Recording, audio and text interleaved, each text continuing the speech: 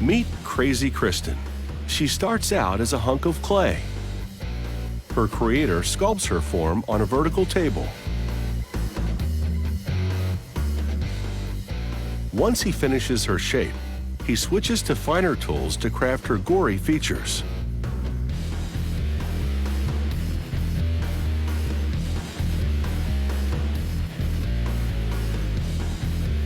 He uses water and a sponge to give her skin realistic texture. Once the clay is hardened, they lay Crazy Kristen on her back and drown her in gypsum plaster. In an hour or so, the plaster sets, and they remove the sculpture, creating a mold from which they'll produce multiple Crazy Kristens. The mold is quite heavy, so for easier handling, they sever the body in two. Then they'll fill each mold cavity with liquid latex rubber. A 3mm skin soon hardens against the mold cavity wall. They suction out the remaining liquid latex. Meanwhile, they weld together a steel skeleton, a grate for her rib cage, a strip for her spine, chains for her arm bones, ball bearings for her joints, and steel-reinforced rubber for her neck.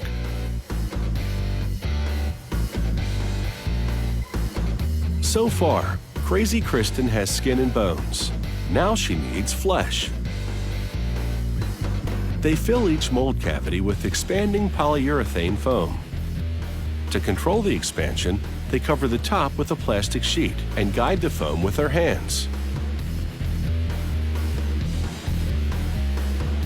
The lower body doesn't require an inner support structure because it's immobile, just steel chains in the legs to hold them in place.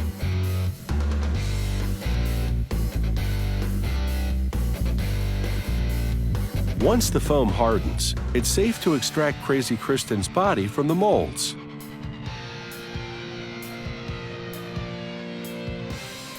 They trim off excess latex along the perimeter.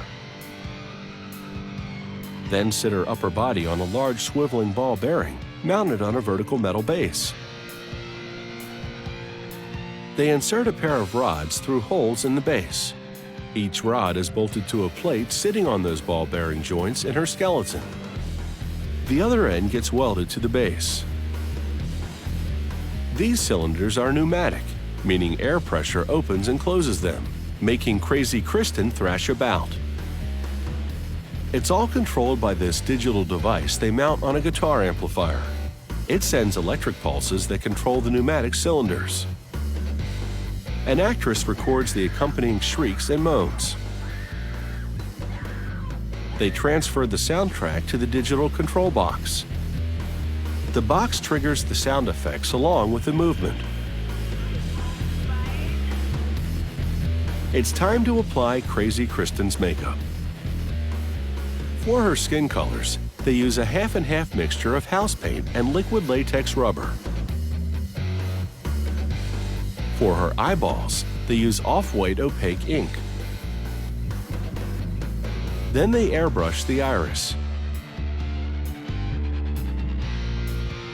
and paint in the pupil with the stick end of a small brush.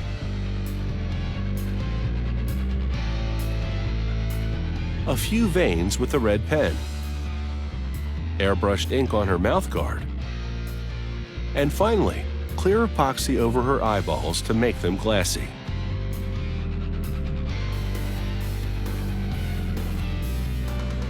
They top her off with a wig, mount her lower body to the base, then complete her look with a straitjacket.